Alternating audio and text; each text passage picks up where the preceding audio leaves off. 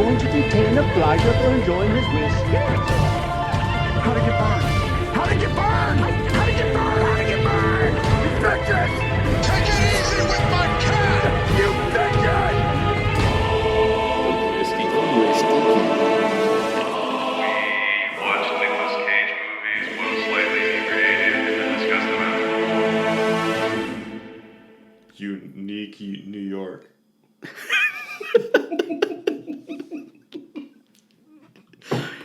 The arsonist had oddly shaped feet. Rudy, we're live. We're not live, but we're recording. We're recording now? Okay. This is the Whiskey Cage. Whiskey Cage for... Did we ever do the dates before? I don't think we should, because I don't That's know what, fine. I don't know when the fuck we're going to record, so we release these things. Good idea. Yeah, smart. So this is week 4. Week 4. And Quattro. the movie we reviewed this week, or watched, and we're about to review, is... Mandy. Under the crimson, primordial sky, the wretched warlock reached into the dark embrace. His fist closed around the serpent's eye. Strange and eternal. I need you to get me that girl I saw. You're a special one, Mandy. I, too, am a special one. Let us be so very special together. I'm going hunting. So what you hunting? It's crazy evil. Nicolas Cage's Man. Do you know what year this came out? 2018, I believe. Oh, so it's another recent, pretty recent Same Cage. year as Primal, Cage maybe? Or no? Primal. Primal was 2019, I think. Okay, so this was a year after Primal. That's a year before. Primal. A year before. This was a year before Primal. Yeah. And I was... But same Cage bod in this one. Maybe even worse. Well, yeah, Worse. about the same. Worse. Yeah, same. Okay. His beard was more consistent. Yeah, it was pretty consistent. Yeah. The color of red. Very bloody. Spoiler alert. Well, I think we're going to have a bunch of spoiler alerts in this.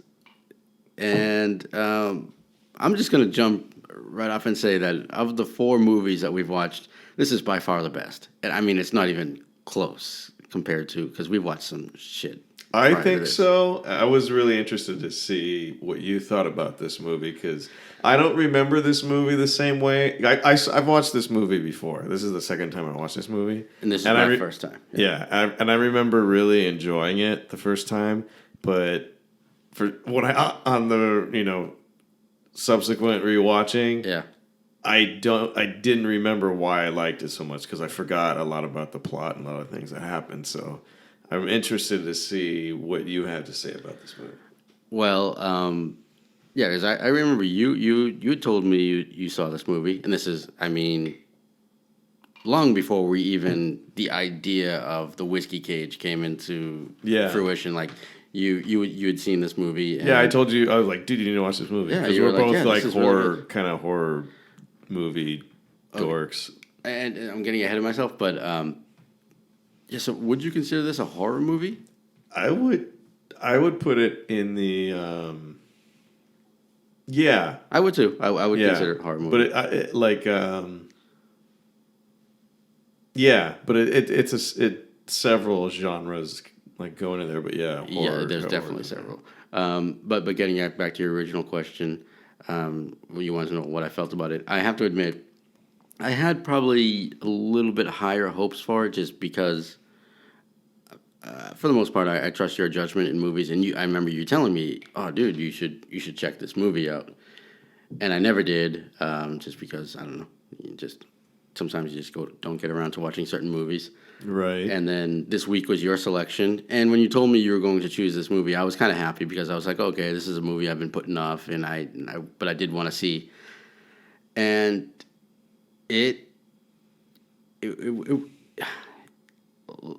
I'll say I went into this movie having zero idea what this movie was about. Right. I think I saw the thumbnail and I saw Cage covered in blood. So I was like, okay. It's probably a love story, right? It's a gothic romance. Yeah. But it kind of threw me. I don't know. What do you mean? How? In what way? Well, first of all, the movie just. I feel like the movie has, like you said, it's not just a horror movie or it's not just one type of movie. It goes through changes. It evolves because the first 30 minutes of the movie, not a lot happens, but it has a mood and an very atmosphere. menacing. Yes, menacing. Yeah. And so it's creepy even though nothing has happened yet. And a lot of that is just Right. there are some visuals. A lot of foreboding. The music I think is great. Yes. Throughout the movie, and the music actually evolves as the music evolves. Right. So that's a really cool aspect of it. It is.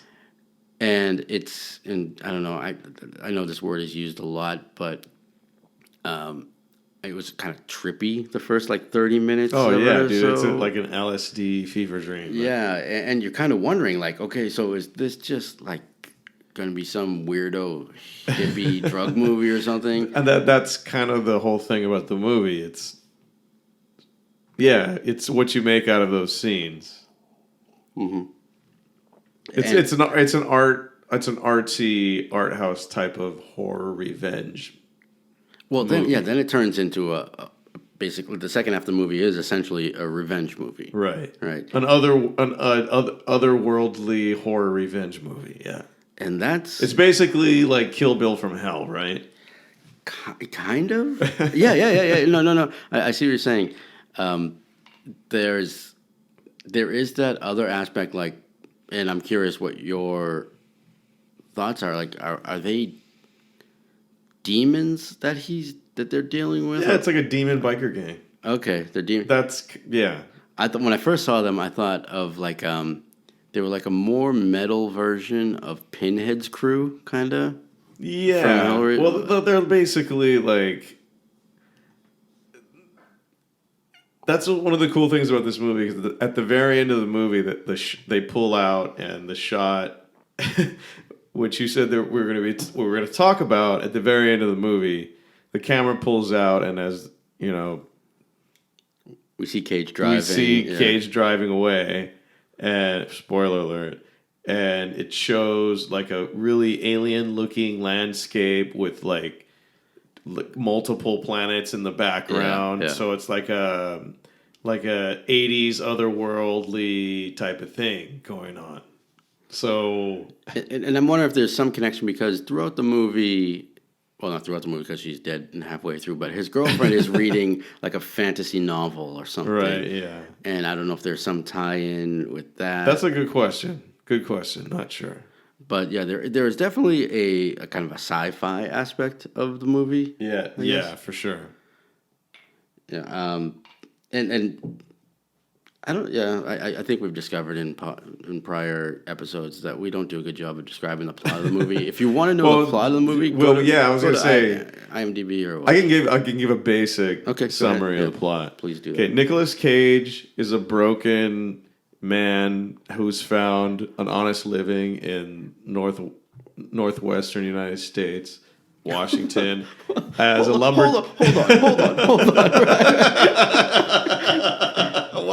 What? You're taking some liberties here. No. That's what is going on. My observations of the plot up to that point are correct.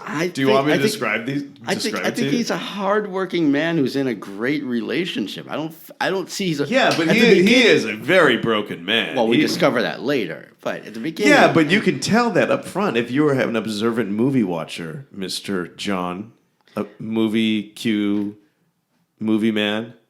Well, he looks like he's been through some things. Yeah, exactly. So does his girlfriend, but they look like, yeah, she works at a gas station. So these are two broken people who have found some semblance of human love in this world we call, in life, and they've found something. And it obviously it looks like Oregon or whatever, So they're there. And But okay, I'm sorry to interrupt, but one thing. Okay, it looks like he's like a logger. She works. he's a at lumberjack. Yeah, he's familiar with chainsaws and wood.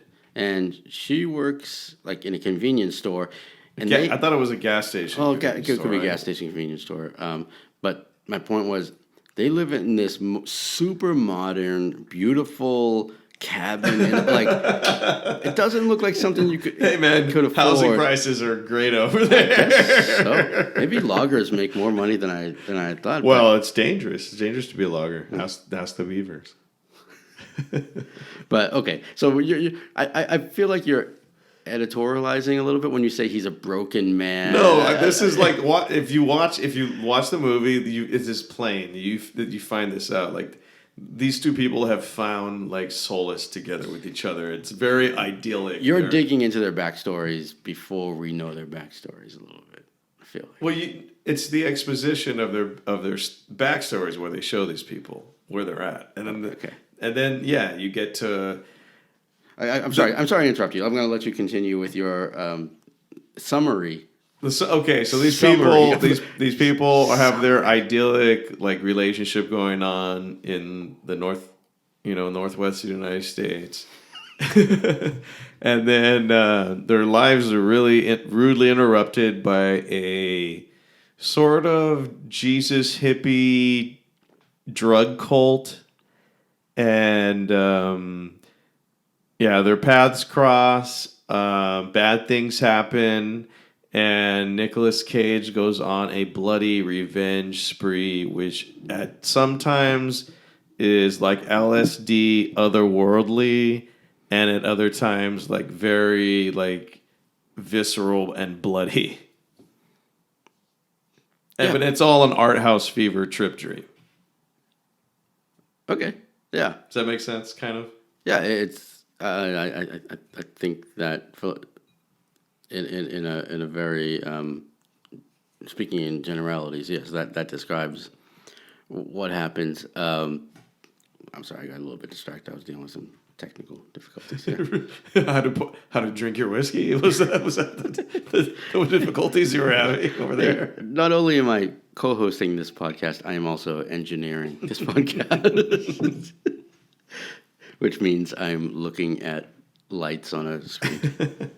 All right, so, but yeah, they seem to have a rather idyllic relationship. I mean, they are in love. They are loves at the beginning of this movie. And part of the reason why I say is like they're like two broken people that find each other is because she really seems like a fragile, delicate flower. Like she has a scar under her eye, which looks like it's probably from abuse. And she's kind of nerdy, and like he really like is really invested in like what she did for the day, even though she doesn't really do much because she kind of just stays home. And I assumed she was like an artist or something. Yeah, she is an artist. She's very like she's a good artist. Like they show her art. Her fake character is a very good artist. But going back to her appearance though, like she looks sickly. Basically, right? They make her like elvishly kind of like very innocently like somebody you really need to care for. And like when I saw her, one of my first impressions was because she doesn't have eyebrows. She either has shaved eyebrows or they're or very light, but she has dark hair. But she has straight black hair, no eyebrows, and she's very thin. She kind of looked like she could have been like a ghost in a Japanese horror movie almost. She does, dude. Right? Yeah, really.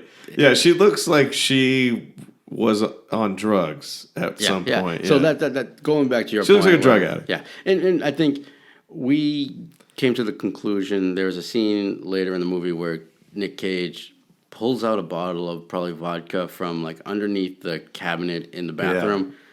And I was like, oh, well, he's a recovering alcoholic because that's where they hide liquor. Right. So maybe going back to what you're saying about being a broken man, look, maybe he's on the road to recovery from Right, alcoholism. yeah. That's exactly, yeah. She's maybe a heroin addict, and it's 1983.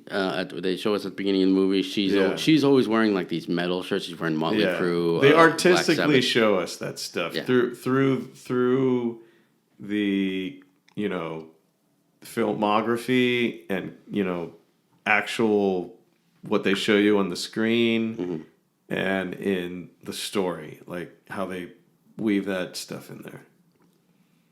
Because they show you like the fonts that they use are very 80s very looking. very 80s. Yeah. I kind of like so those. they put that in there, and then they actually tell you it's in 1983 is when the story's happening, and then in the the dress of the people, all that kind of thing. Yeah. But they don't like. Besides that, and I think outside of this podcast, we've discussed some things about movies that are set in the 80s. Sometimes they love to just hit you over the head with like the fact that it's the 80s. And this movie, I think, didn't do that so much. She was wearing. I mean, you could go outside today and see chicks wearing Motley Crue shirts. But it was like era appropriate looking. It wasn't like cliche 80s. It was like, okay, yeah, they got the look down pretty much without overdoing it. Yeah, there were some mullets in the movie. Yeah. But they didn't go crazy with it. Like Nic Cage is wearing some cool tiger shirts. Cool tiger shirt, yeah. So this, like we were saying earlier, this was my second viewing of the movie, and I didn't realize how much of an artsy movie this was. Like the first time, I remember liking it a lot, and I just don't remember why. And the specifics of the story, like the other world, like the fucking like demon biker dudes, I totally forgot about that part. I just remember it being like a Nic Cage like horror revenge movie, and it was awesome. And dude, I didn't realize how much of an artsy art house kind of movie this was. There was a lot of like scenes that were extended and like art, like look. The way it was cut and the music, it was very art house type of indie shit. Yeah, and then they even had some some anime segments in the movie, and like when Cage was dreaming. Well, his name in the movie, his name is Red. So when Red, I didn't know that. When did they say that? Because I did not catch his name. I put that at down. All. That was a note. I put it down early in the movie when they're sleeping in their awesome, cool bedroom, which is in the fucking. It's fucking awesome. Yeah, it's in the fucking Washington forest cabin. I think you're jumping to conclusions. Or the Oregon Ducks. Go Ducks, my duck. What? Can I pause for 1 second here? Yeah, sure. It's time for a whiskey refill. Whiskey refill. So can you hand me a bottle of whiskey? That particular bottle of whiskey. This bottle right here. Don't do it like that. That's creepy. Don't caress it. Don't give it a hand job. I was just trying to present it in a way that was like that we're talking about. Because we're going to talk about the whiskey that we have tonight, right? The whiskey we have tonight is... Which you chose because it was also your night to choose the whiskey. Well, you chose the movie, I choose the whiskey. Is that going to be a thing going forward? Well, yeah, it just so happens that you are choosing the movie and the... No, I chose the movie. Yeah, I chose the movie. You're choosing the whiskey. So tonight we're drinking the Belvany. The Belvany. Doublewood, 12 years. And... It's yummy. Along with being the best movie we watched so far, God damn it! It's. This is your favorite so far? Yes, and not to disparage what we drank last time. No, you don't have. That was great, and there's not. Yeah, for $40, it's pretty good. Well, even like, I mean, compared to most of the other it was stuff excellent. out there. This stuff though is not the greatest. Yeah, this is pretty yummy. I think you probably introduced me to Belvany. Like I'd obviously been aware of it, but it's again, I didn't look at it, but based on the taste, I'm guessing it's a Highland. I'm not sure. This is the double wood, which means something. Well, it means it was aged in 2 barrels, right? Yeah, they put it in 1 barrel, and then they put in. I have no idea. I don't know. And I'm guessing it's I used to know. I'm guessing it's a bourbon cask. Possibly. Does it say? Do we have any information? I can't read anything right now because it's very dark too in dark here. We have a candle. Rudy and I like to do these podcasts very intimately. Yeah. Very intimately.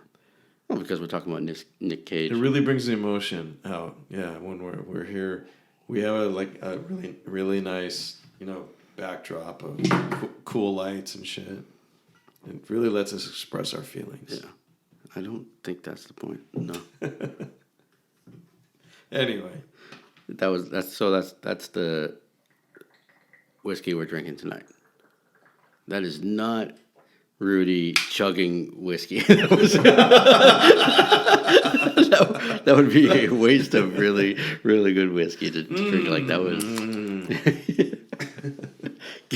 give me another pint. So yeah, like this movie was really a lot more artsy than I remember, and I kind of wanted to see what you thought about that. I like I said, I kind of, even though like the second half of the movie was really fun and not wacky. Well, yeah, a little bit wacky. Like that was the revenge part of the movie. Yeah, and I think I commented like it was like it looked like a metal video. You said it looked like a metal video, which I really appreciate. And the music, as I said earlier, the music evolved with the movie. Like at the beginning of the movie, the music was very just kind of heavy synth 80s type stuff. Yes, and then they started to introduce some electric guitar, and as the movie went on, and as the movie got crazier, it got more evil. The guitars got heavier, and it got more like way a more metal type thing. But with that being said, as much as I love like metal stuff, I kind of like the first half of the movie more. It was more trippy. It was really interesting. Yeah, and I want to ask you. So this is an area that you're more familiar with than I am, but I felt like there were several references to Cage characters to being a Jesus-like persona. There's a point where he's tied up in his backyard while they burn his girlfriend, right. And so first of all, he has even though he doesn't have a crown of thorns, he has like blood dripping down his face, and he's kind of tied up, and then they stab him into. Didn't they stab Jesus? Yeah, they stab him in the side, just like they stabbed Jesus in the side. Yeah. Right. And then there's another point later on where he has they stab Cage with a blade that has a special name, which for some reason is like when a blade has a name that makes it special. And so there's what's the name of the blade? It's the tainted blade of the Pale Knight. Going back to how the fuck do I know that? Because you know shit like that. Yeah.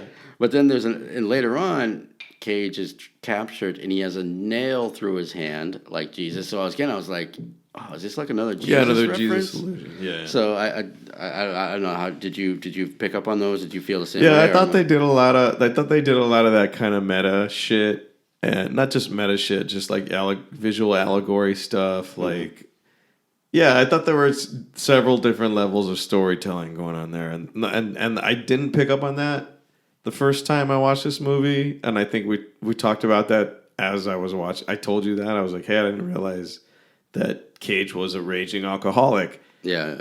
In the movie, and then when he gets the bottle out of the cabinet and under the sink, he's bringing back that demon alcoholic dude that he put away after he met this chick because he wanted yeah, he was bringing that fucking raging alcoholic back so he can be a fucking berserker and exact his revenge, and yeah, because he uses that alcohol. Like, I mean, he uses it to cleanse. Fuel, dude. Well, it's he cleanses his wounds with it. He fuels them. It's like if there was ever an advertisement to get people to start drinking, like that's like, hey revenge kids, fuel. hey kids, things not going right for you. Did that guy steal your girlfriend? Well, here's what you gotta do, fella. Just pound this. And then there's another rage in his face. And there's another point in the movie where he snorts coke and he gets all like, and then he does what I can only call demon meth, but it's kind of, it's not just a revenge movie. It's like a drug and alcohol fueled revenge. With some weird otherworldly shit going on, because there are these demon biker dudes that come out of nowhere, because this Jesus hippie cult thing, so basically, okay, so as we said before, like Nic Cage and his girl are living the like an idyllic life in the forest, blah blah, and they come across this cult. And the cult so his girlfriend is walking down the street. The cult drives by her in a bus, and the leader of that cult just instantly becomes infatuated with he wants to bang Cage's girlfriend. Well, that's basically he wants to bang her. That's what happens. And so there's a whole part of this plot where he tells his followers to get this chick so he can do his thing with her. Mm-hmm. And then... But then they enlist the help of the demons. The demons are never really explained. Like we never really know where they're from. So basically everything up to this point is believable as like some sort of 80s like fringe thing like that happens in the Northwest somewhere. Like, okay, yeah, maybe there was... You're obsessed with it in the Northwest. No, but it's actually believable. Like, there might have been a cult that did some books, like, fucking shit somewhere. You know what I mean? But then they introduce this aspect of it where these demon bikers get involved, which is really sci-fi. And it's really like, oh, shit. And there are, like, some heavy drugs involved because they fucking put LSD in Nic Cage's chick, and they sting her with some crazy giant murder hornet poison to make her even more like psychedelic, because they want because the cult leader wants her to bang her, so he drugs her to be like, hey chick, like just let's get together because we're special, blah blah. Well, then he forces her to listen to his music. Yes, and then which was a really funny part of the movie because it's really ridiculous. You want to talk about that? Well, yeah, because I actually that cult leader Jeremiah, he very much, I think, is a little bit of a Charles Manson type thing, because Charles Manson was a failed rocker, and he got angry at the record companies for not signing him. Me. Yeah, they didn't. They didn't recognize his talent, so he decided to like kill people. But so yeah, I feel like that this guy was kind of a little bit inspired by that, and so that would a similar type of character, would you say? Like well, that? I'm saying this guy was. This character is probably inspired by Chuck Manson a little bit. Yeah. The character, right? Yeah. But this guy was obviously insane. Like, he was a super narcissist to the extreme, and so insane that he snapped and became his own messiah. Well, that's kind of what Charles Manson did. So yeah, exactly. So he felt he could do whatever he wanted, which was kind of interesting because there was a psychological thing going on there with him and his cult members in one scene, that the scene where his girlfriend, where they burn his girlfriend, which is a fucked up scene, by the way. Yeah, it is. That whole part leading up to that scene, I thought was a really, really great part of the movie. What did you think about that whole first part of the movie? Because I think you mentioned at one point a shift in the movie, and why don't you talk about that? Well, the movie takes a significant tone shift, but as I said, I kind of liked the beginning of the movie where it looked like it was just going to be this weird acid trip type of movie where there was a lot of imagery and a lot of stuff going on. But nothing was really explained. Yeah, did you like that? I did. What did you like about it? I kind of liked the artistic aspect. I liked there was some ambiguity there. I I liked the synthesizer music there. I thought it was kind of a cool atmosphere because it was, like I said, even though nothing really bad happened in the first 30 minutes, Yeah. There was a foreboding kind of just. So is that what you got? Like a menacing, like a foreboding thing going on? Yes. Yeah. Okay. Definitely. But within the vibe of that 80s, blah, blah, blah. Yeah, even without the 80s like vibe, it set a tone and it set a mood that I thought was really cool. Yeah, yeah. And then the second half, which I didn't hate, but it kind of introduced some stereotypical it almost it wasn't quite a montage scene, but it was kind of a silly and where was he making that? And how did he do that? Great question. He made like a demon axe killer. Demon thing. killer axe. Yeah. And then and there was that was going on, and then he had a couple of like kind of like there's like comedic points in the movie. Like there's nothing funny in the first 30 minutes of the movie. It was the tone was very serious. And then very fucked up. Like the shit the shit that happened in the movie, like even in like things that weren't super consequential, like there was a conversation with one of the cult members and Cage's girlfriend at her work in the gas station. That was very uncomfortable because this cult member lady was obviously like off her rocker, and Cage's girlfriend just like, this fucking bitch is crazy, and he's like, hey, yeah, what? And it's obviously like weird. Yeah, well, there was a scene even with that same cult member, and then with the leader Jeremiah. That's when we're introduced to Jeremiah, right? For real, and yeah, he's obviously just like he's mind controlling all these cult members, and and he even just tells the other, okay, they're gonna like sacrifice one of their guys basically, which I was really surprised that I'm gonna make you look this up as soon as we finish this podcast. The little kid from Bad Santa, he looks like an adult version of that kid. And you know what he reminded me of, the guy that is in the Mads Mikkelsen assassin movie on Netflix that you hate. I hated that movie. But the fat blonde bad antagonist in that movie. I know who you're talking about. Yeah. He reminded me of that guy. Okay, yeah, it could be. All three of those people could be the same person. And that movie, by the way, and that's Mads, if you're listening, I fucking love Mads Mikkelsen, but he's awesome. That movie, what was it called again? Polar Express? Is that it's a Tom Hanks movie, I think. What? Isn't that a Tom Hanks movie? Maybe. I think it's a Tom Hanks Christmas movie. I forget. I don't know. But it sucked. I'm sorry. That movie was fucking awful. But is it Mads Mikkelsen or Mikkelsen? Mr. Scandinavia. I'm not Mr. Scandinavia. Over there. Yeah, your name is Johnny Scandinavia. Well, you didn't have to give out my last name. That was. Well, you should know. That's why you should know how to pronounce this shit. But anyways, I don't. It's probably Mikkelsen or something like Mikkelsen. that.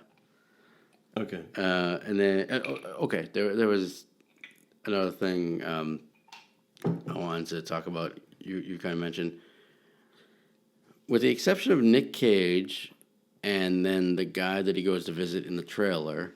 Yeah. That we know from Predator. From Predator. I don't recognize a single other person from this movie. Do you? Have you ever seen any of them in anything else? Not to say that's a bad thing or a good thing. I'm just. There was maybe like one or two people I maybe had seen, but not definitely. It could have definitely been that they had reminded me of some other people. I couldn't say, like, I couldn't place them in anything. But it was like, is that somebody maybe? But yeah, besides Nic Cage and the guy from Predator that's in one scene, no, No, not really. Maybe his girlfriend, but even then, I'm pushing it. Well, Even then, it's like the one. Like, maybe did I see her? No, That's what I was trying to think, because the girlfriend did a good job, and I'm just like, Yeah, she did a great How do I job. not know who this? Because she's not like super young. There's a lot of so she's probably actors, dude, and actresses out there that fucking are good. Just, They don't I get hired. guess. Yeah. She's not like the typical Hollywood pretty girl. No, she looks like somebody that works at a bookstore. Well, she looks like an '80s She rocker looks chick. she looks like she works at a bookstore in Eagle Rock or something, and like she's like, hey, what's up, man? She'd be cool to, hey, let's go get a drink. Oh yeah, like you're so deep, we're deep too. Yeah. Then you go out to the mountains in your car, and then you get out and you're on the. You look up at the stars and you see the comets and shit, and then you look into each other's eyes and you make out, and it's a magical night. That kind of chick. Oh, definitely. That kind of chick. Yeah. That kind of chick. So, yeah, the movie. Yeah, the whiskey. So, yeah, I thought there were like different levels of narratives going on, and I appreciated that about the movie. I didn't realize how art house of a movie this was until tonight when I watched it for the second time. Do you think the director tried too hard to like push that? Like, and let's just mention the director is Panos Cosmatos, I think. Panos Cosmatos. Panos Cosmatos. Cosmatos. Paz Castan. Paz Camaz. Pan Mad. I think his friends call him Pan Mad. Pizzazamaz. Pan Mad. Have you ever heard of this director before? Yeah. Oh, you have? Oh, he did. I think he did Black Rainbow movie. Something about the Black Rainbow. I don't know that movie. It's a movie I've been wanting to watch for a long time. That's been very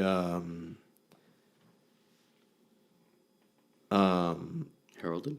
not heralded, but like a lot of Hubbub? a lot of people don't know what to think about it. It's like one of those like, what the fuck is this? I think that's how a lot of people felt about this movie, right?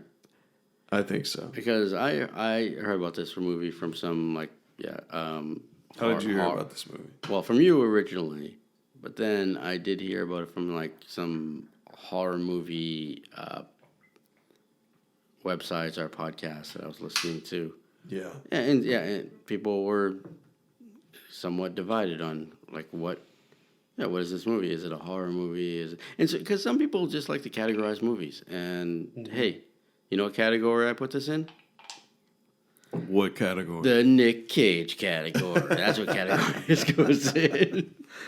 So did you like the movie? I did. I thought it could have been better. What do you mean? Because I remember specifically earlier you said something about whiskey refill time. Earlier you said something about a higher quality, and I was like, well, what do you mean? What do you mean by that? Like, what would have made it better for you? I didn't feel that they had to. I don't think they needed to do a couple of lines of comedy. Like it just there was no. Like which? What do you mean? Which okay, lines? Like you ripped my favorite shirt. Like when the demon. Oh, that was fucking Cage, dude. Come on. You think Cage did that? Oh, You think that was ad living? Yeah, I totally think that was Cage. And it was just. And some I think a lot of this movie, a lot of his scenes was Cage doing his shamanic nouveau shit. Okay, you can't bring up that term without discussing it. Apparently, that's the method of acting that Nicolas Cage employs, that he has invented. If you go to his wiki page, he practices a method of acting that he calls shamanic nouveau, and you can read about it there. That's what he does. Do you just like back off a little bit from your mic? Okay. Yeah, sorry. Okay, so this is the Nic Cage acting method. Yeah, that's the method that he is basically he is like the Bruce Lee of this acting method. Like, yeah, this is his Jeet Kune Do, basically. Okay. Shamanic Nouveau. Do you have any idea why he named it that? I have no idea. Because that I remember it has just to be a glossing story. over the wiki page and reading that and laughing and then remembering it, but I don't remember any other specifics. I was gonna get back to it. Okay, I know, because you did bring up the term earlier, and I was like, dude, you have to run. And you were like, Well, that's the only thing I remember at this point. I need to research that more before I can discuss it. Yeah, that's what I remember at this point. Well, that's more than what I know about it. And I think he does that quite well in the movie. Like, there's parts of the movie where like I was like, what the fuck? And I was we were laughing, but it fits, and the whole evil revenge murder spree. Well, you love that shit. Yeah, You were like. I was giddy. When You that were was going like on. cheering him on as Yes. he's doing that shit, and I mean I love that shit too. Like, when he's walking through like the church tunnels and there's metal guitar playing and he's got like a giant fucking chainsaw. Yeah, and it's like burning behind him, and he's like, going to yeah, it's exact his fucking final awesome. revenge. I love that shit, but as I was saying earlier, there's the tone of the movie changes drastically, which I'm fine with. I just because you start off in one direction doesn't mean you have to finish the movie. But isn't that the tragedy of what happens? Is that the tone was one way, and then there was something that happened that killed that tone and made it something else. Yeah, exactly. That's the tragedy. That's the path of the Right? movie. Yeah, I agree. I think the director did a good job with that. I think the composer, and I think I mentioned to you, and I'd have to look this up, but just based on when I saw his name at the beginning of the movie, Johan Johansson. Right. And I don't know if it's the same person or the same guy, but I think he was the keyboard player with Yngwie Malmsteen back in the day. So no way. I believe it might be that guy. That's awesome. Yngwie played with a couple of Johansson brothers. One of them played keyboard, one of them played drums. So, and based on what I heard musically, it wouldn't surprise me if it was that dude. But I that was one aspect of the movie that I really enjoyed. I thought the music was fucking awesome. It was fucking great, dude. Really good. And I thought this was what made one of the things that made this such an interesting movie to me for someone like you to watch. And your reaction is I would say half of this movie is the artistic feeling of it, like the music, the direction of it, like visually it was really cool. Yeah, all the visual shit they did, like everything, because it looks so. A lot of this movie looks like a fucking a music video at some especially point. the second half. Yeah. And then there's so much fucking fire. Yeah. Just fire! Yeah. And then, it's just, there's a lot of cool shit going on that I think is cool. So I wanted to see what you thought about it. Yeah. Oh, no, of course. I enjoyed that. I thought that it got a little too silly because the first half of the movie had a very serious tone, and then... At what point does it get silly? When he's trying to kill a demon with a knife boner or something like that. I have no idea. Okay, yeah. I have no idea how to you're right. describe it. You're exactly right. That's where it gets silly. Yeah. Yeah, so, there's this, like, fucking crazy boss demon, I guess you would say, that's, like, watching. Well, he's number 2. He has his armor off, and so he's, like, kind of chilling, I guess, and he's watching porn and kind of trying to jerk off. I think he's doing like demon cocaine or something. Yeah, he's doing demon coke, and he's jerking off, but his giant dick is a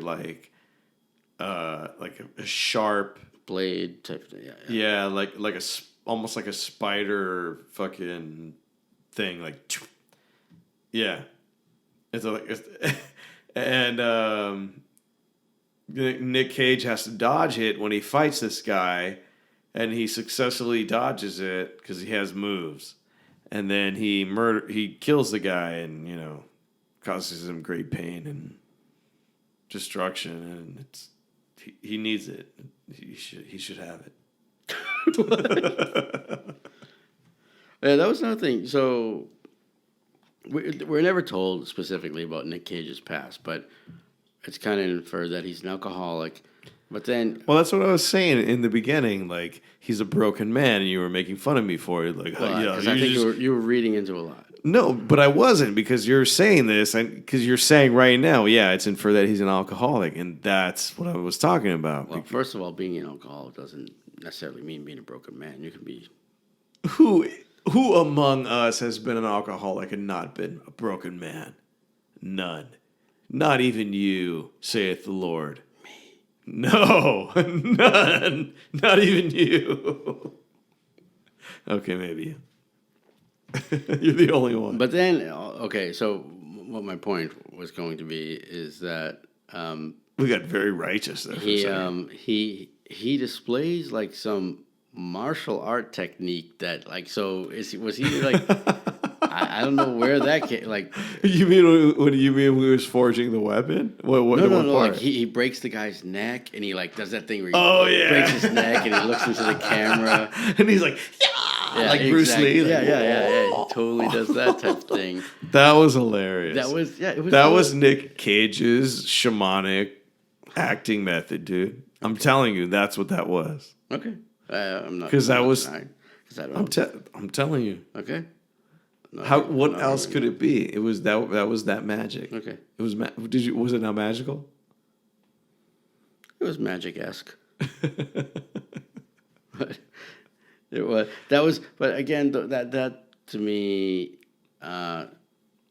took away from the original atmosphere that the movie had set, where it had been. So you thought really? So you thought there was a change of tone that kind of fucked it up at the end? I didn't think it. Like, I didn't mind that it got more like, I guess it got more metal and it got more serious and it got darker. Yeah.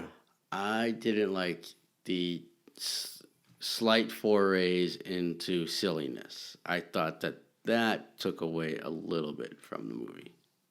Okay. And I don't want to. I don't know if you're saying that's because Nic Cage decided to do that, because I thought, I'm not saying that's because of him. Well, because I want to say this. That's a valid criticism. Go ahead. I think Nic Cage did a fucking great job in this movie. I did too. I thought he was fucking awesome. And there were times where he did his Cage thing, where he caged it up, and it worked.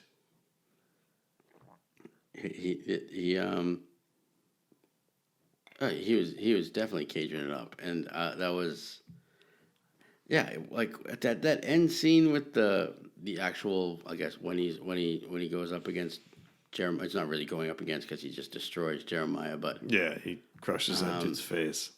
And they obviously put some like vocal effects on Cage's voice, but like that sounded very cool. It's like almost like demon-like, and it was, and I think Cage did a good job of he was a man that was just destroyed by, because he was just, all he was just revenge. He was vengeance at that point.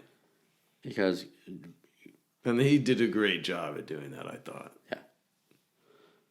I think, I'm here to fucking destroy as much as possible. Yeah. I will kill all of you. And that's what he did. It was fucking awesome. You know who? Do you recall that he let one of the cult members? He did not kill all of the cult members. No, he let the slave girl Lucy. He let Lucy go. Yeah, because she was just there to give Jeremiah hand jobs, basically. Yeah, so, she was just a slave girl. She was there, like, just dead. She had like no. She was the saddest person. Yeah. Like, yeah. Poor girl. I was curious when you first saw the movie. This is jumping back to an earlier scene. when they burned his girlfriend, because Yeah. the way they did it, there was a basically a body bag hanging from a tree or something, and then they set that on fire. My first assumption was, oh, that's not really his girlfriend or something. Did you? I don't know what they. That's what I thought. Yeah. Because I was like, there's no way they're going to fucking... Kill her that... Yeah, He's the hero of the movie. Like, he can't lose now. Like, there's no way, like, she's going to fucking... And then it keeps going, and you're like, oh my God, she's fucking burning to death. And then you realize... That's what made this movie awesome, because there were actual stakes. Like, she fucking died. They fucking murdered that. They burned that bitch, dude. She was John Wick's dog, basically. Yeah, yeah, she was the John Wick's dog of this movie, and they made it effective. Yeah. They made it like... Yeah, that was a good... That was a... When I say good scene, I mean, it was a great scene. That, like, it was like, holy shit. Like, is this happening? Because that's what I thought. It was going to be like one of those things where... They weren't really killing her. No, they killed her. and then I had a question about that part of the movie. What was your question? Why did they let Cage live? What do you think the reason is for that? I know they told the girlfriend that if you behave, he will survive. But when they were killing her, or did they just assume he was going to die there? And the vultures are going to eat him. I thought they assumed he was going to die because he had been stabbed with the tainted blade of the Pale Knight. Yes, yeah. Man. Seriously, like, yeah, if you get stabbed by that blade, like, you're not gonna live. Well, he probably would have in real life. He probably would have died from that, right? Probably, yeah. And he was tied up, and he wasn't going. Yeah. If he was tied up, like his mouth was tied to the post in barbed wire, and his hands were tied up in barbed wire. Yeah. So yeah, even if the stab wound didn't kill him directly, starvation or whatever would have killed him. Right. They were out in the middle of nowhere, where you assume the Great Northwest. The Great Northwest, where the redwoods, I'm just saying it could have been Maine. It could have been Maine. I don't think so. You're not familiar with Maine? I didn't see any lobsters there, man. I don't think... There was no fucking lobsters over there. Lobsters, as far as I recall, they don't go into the woods that often. You know what? But they're starting wars with the lobstermen, so knock it off. I have to ask. Okay, go ahead. Just do it. Do what? I don't know what you're talking about. You want to talk about lobstermen? I'm not talking about the lobstermen wars with the Micmac lobstermen. No, I think you're talking about it. It's for Canadians to sort out for themselves. So you Canadians, you figure that out. Let us know what's going on. We'll revisit that at a later time. Okay. That's an awesome teaser. It is. It's great. So you like the movie? Even the artsy parts? I thought the artsy parts were the best part of the movie. Really? That's interesting. That's cool. That's cool to hear you say that. Like that's really like. What did you like about them? I think we've discussed this many times.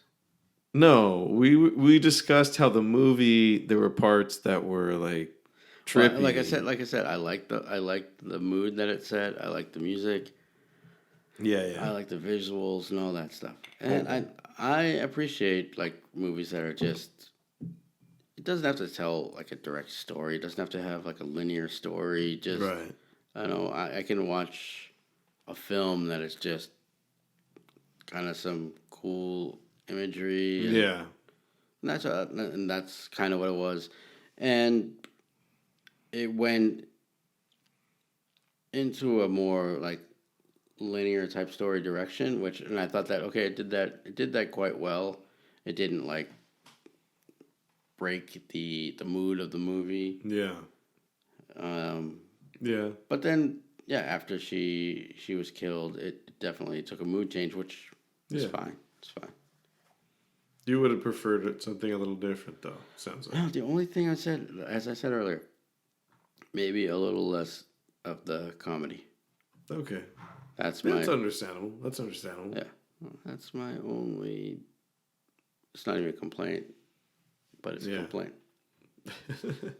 That's your kind of complaint. That's my. Otherwise, it's pretty good shit. Yeah, I would. We're gonna try to do this. Whiskey scale. What would you put this on the whiskey scale? The whiskey scale. Which the always changing, the completely inaccurate, The totally arbitrary whiskey scale. Yes, makes no sense. And an hour into this podcast, in which we've already discussed everything that happened to it, we're telling you whether you should watch it or not. I would. For me, this is a.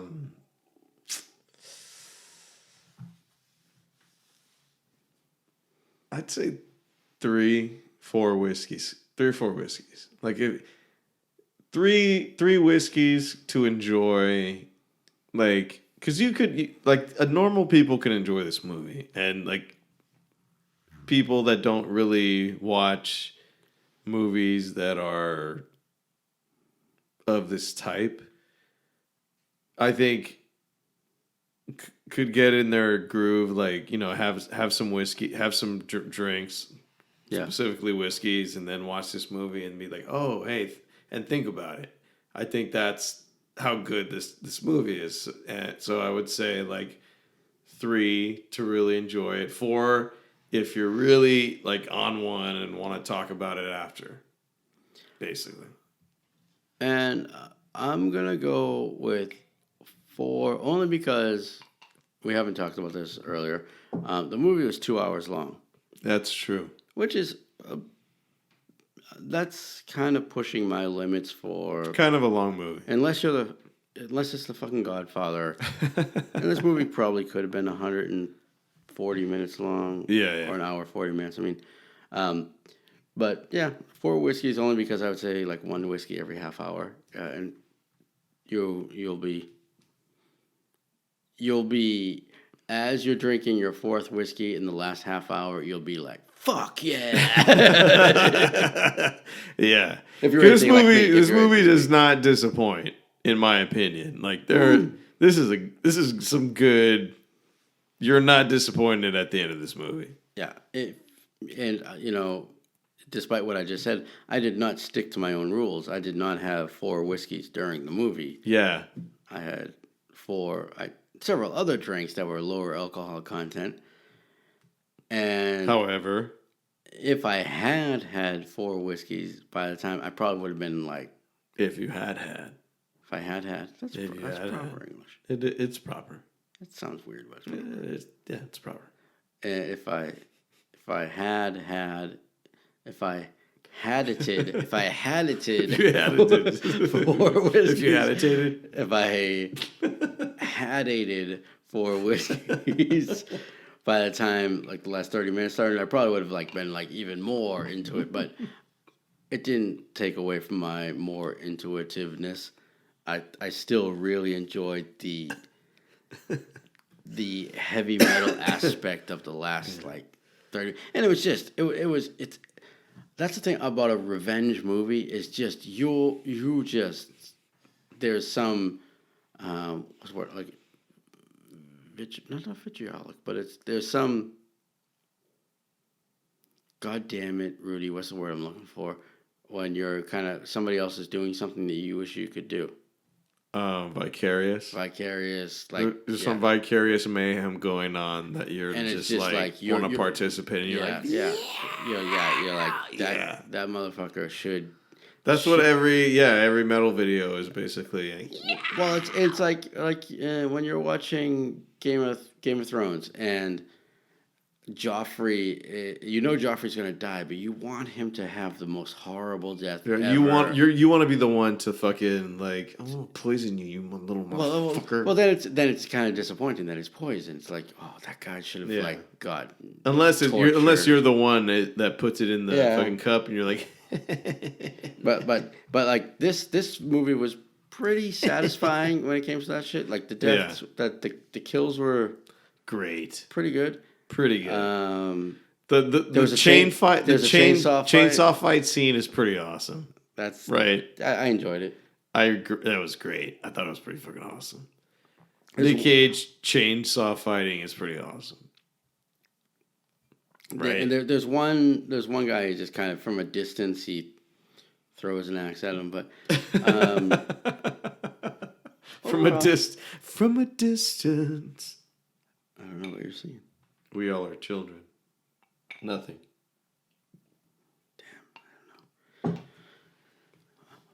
But like for that from that aspect, because I think sometimes people there is a horror movie fan base, and they just watch movies based on the quality of kills, like. Really? Yeah. Why would you do that though? Because people like to watch. But you're just limiting yourself. Like who are these fan based people? I think they're like the Saw people, maybe. Don't limit yourself on that shit. Like, Oh yeah, I think. I don't like that whole torture porn shit. I don't think Saw necessarily fits into. Maybe it does. The first Saw I thought was pretty clever. I thought it was really clever actually. Did you watch any of the others? Yeah, I watched a lot of the others. I watched the first one. That was it. The first one was pretty clever, and then the ones after that were just like, how many ways can we invent to mercilessly kill people in grotesque ways? And then, yeah, that's basically what happened. Like, the first one had an interesting thing, because, like, the guy had to go through a lot of torture, like self-torture, and he was a really egotistical guy to get himself out of that situation. And it turns out the whole time that the guy who's putting him through that is there with him in the room, but like, like he looks like he's dead, but he's there in the room. That's the whole twist of the movie. Yeah, I think. And there's a little. It goes a little more deeper than that, but that's a big part of it. Right. I saw that movie in the theaters, and I remember Carrie Elwes was in it. And but he was basically a fat, he was chubby Carrie Elwes. Yeah, he was a fat Dread Pirate Roberts at that point. Yeah, I was a little disappointed. I think I was distracted by that fact. I was like, oh, that's the Princess Bride dude. And like, yeah. Oh, but he's Dread Pirate Roberts. chubby. He looks really fat. Why is he chubby now? Because he's 45 and he likes carbs.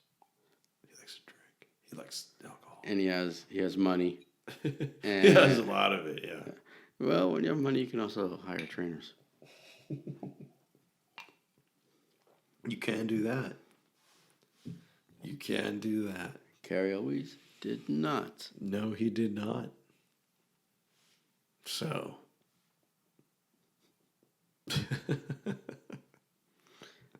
Hey, dude, I'm gonna pause for 1 second here. Sure. I mean, I don't. But you've seen a lot of his movies, way more than I've seen, right? I don't know if I would say way more. Because I really don't know. I've seen some of his earlier movies that you haven't seen, in which at some point, maybe very soon, we'll be talking about on this podcast. Probably, I would guess. Yeah, because you've never seen like Raising Arizona. No. Which is, I mean, is it? Yeah. Go ahead. It's a Coen Brothers movie. Yeah. Right, yeah. And it is. I've heard a lot about that movie. Well, I like the Coen Brothers a lot, and that movie is a wacky good time. And it's just. Is it funny? Fuck yeah, it's fucking hilarious. Oh, okay. Yeah, let's watch it. We should watch it. I've never watched it. That would be fucking awesome. It's on HBO Max, so it might be. Tune in next week when we talk about Raising Arizona. Yeah. Okay. And what else? Well, what else? I thought you were going to talk about a little bit more, like in depth, like why you like this movie.